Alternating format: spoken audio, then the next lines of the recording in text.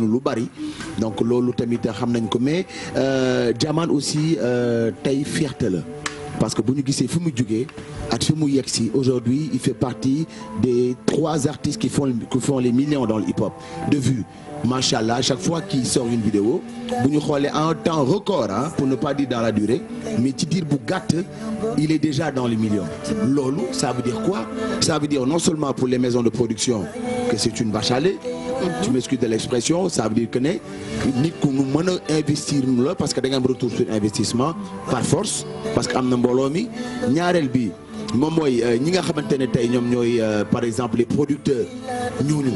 bu ñu tey toog xool lii tey kii bu nekkoon États-Unis il allait passer des centaines de millions de dollars. parce que Chris Brown voilà tout de suite machallah mi ngi fi et puis on a vu la nouvelle vidéo tamit bu mu def machallah en tout cas on est très content ñu ngi lay nuyu aussi et puis di la dalal. maa ngi leen di fay maa ngi nuyu ñu nekk si plateau bi ñëpp plaisir de revenir parce que ici ça parle tout le monde sait donc comme su ma la déggee ngeen di expliquer damay gis que ni c'est il y a beaucoup de maîtrise d'abord dans ci li ñuy def ci li nga xamante ni mooy ci li ñu domaine bi tax ñu indi ñu fii donc il faut ça pour moi pour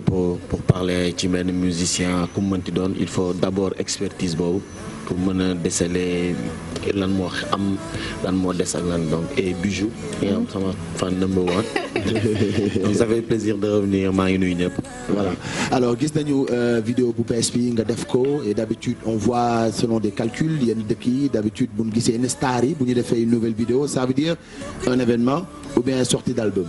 est-ce que loolu single vidéo bi ñu bees bi bu bees bi da ci loolu lay junj. le moment qui vient passer. ouais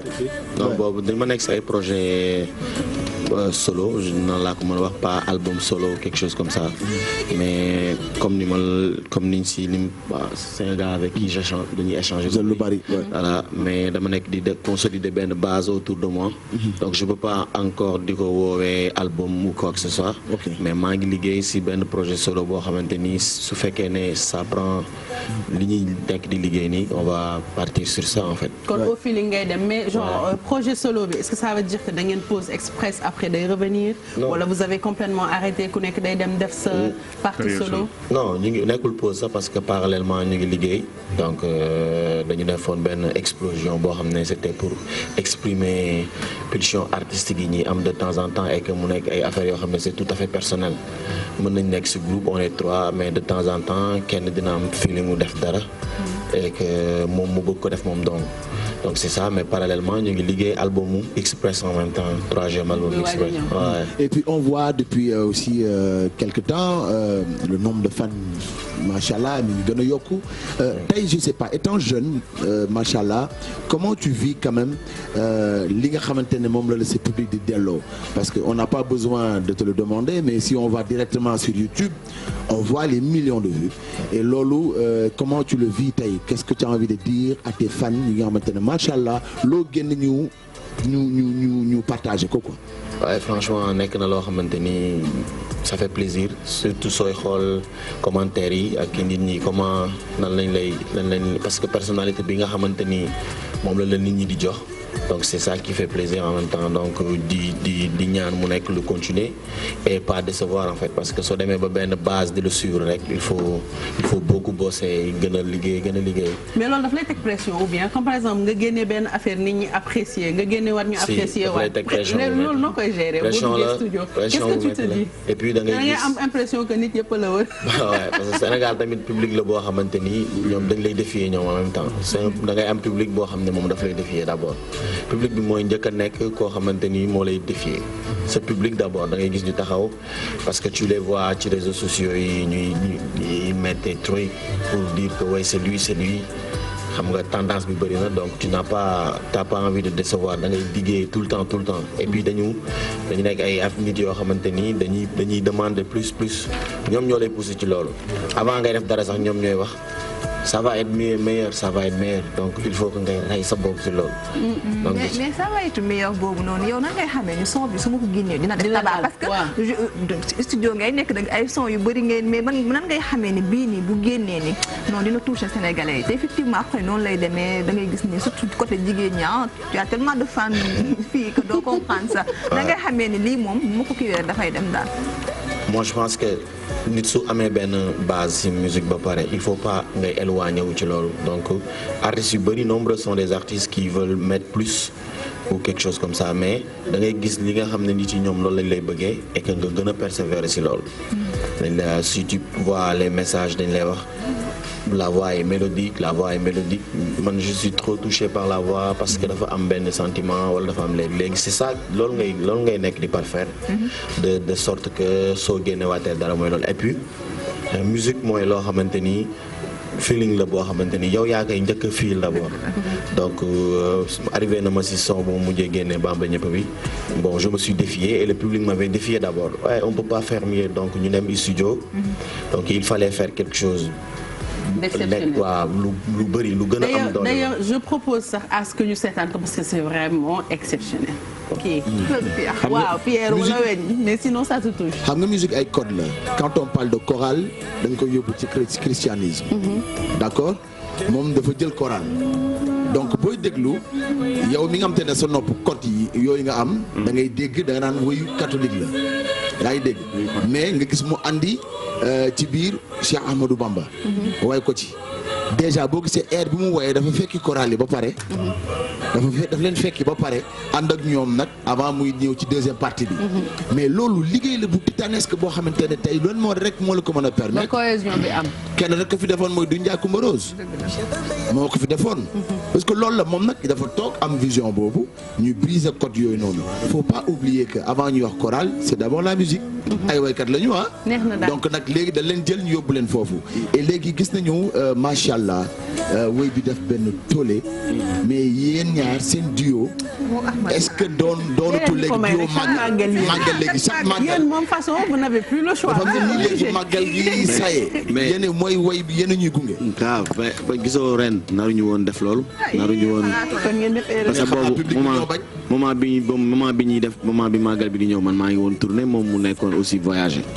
léegi mu ne ma ne ko nañ bàyyi Bambala Paye bi parce que soxla bu ñëpp bëgg d'abord. et puis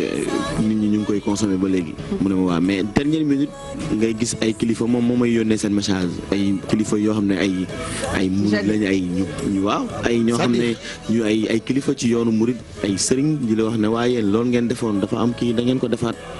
donc man bi ma ko décidé def. ma ne ko léegi nañ ko def mu ànd ak benn comme ni Bijou wax. Sénégal était ci moment boobu ci benn mauvaise pente donc avec ce qui s'est passé ak école Jeanne d'Arc et tout et il fallait montrer que communauté mouride dañoo am doole Sénégal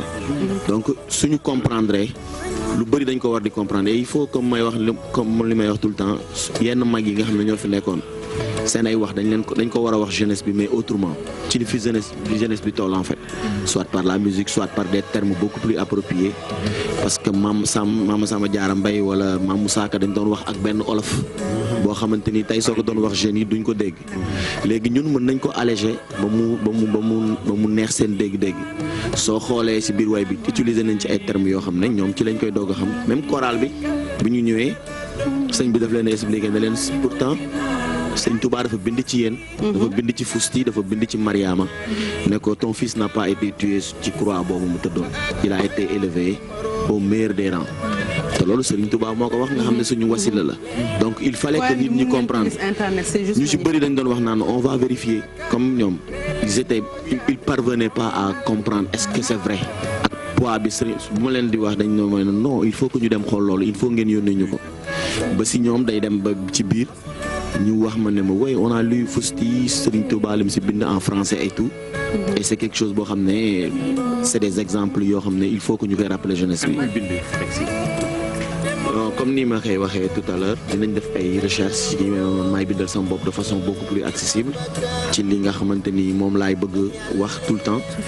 comme Bambala Paye comme Bamba ñëpp et tout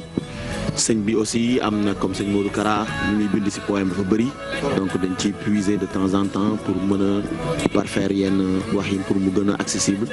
pour mu nekk ci monde boobu et tout et puis ci musique bi composition bi dañ koy def de sorte que comme ni nga wax léegi mu nekk loo xamante ni day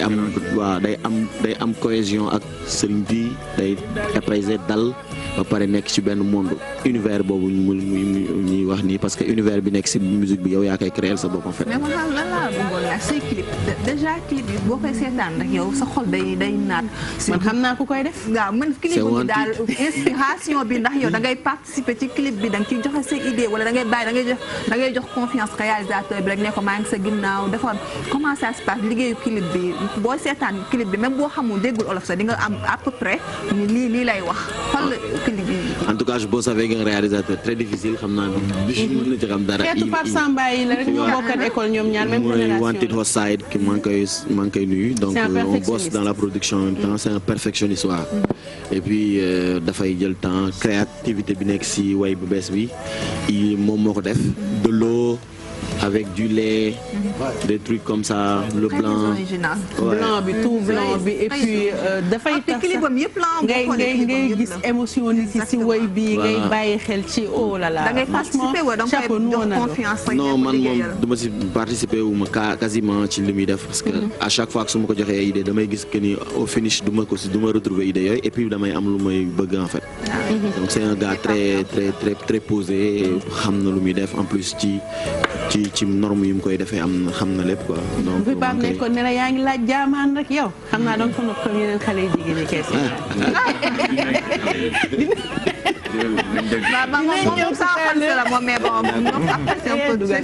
non man maa ko est-ce que du fa def demande en mariage comme li nga defoon Adiouza on verra d'ici la fin de l'émission mais en attendant dañuy dem ci Sophie bu ñu ñëwaatee jaamaan wax ñu lan mooy ay projet am et puis fan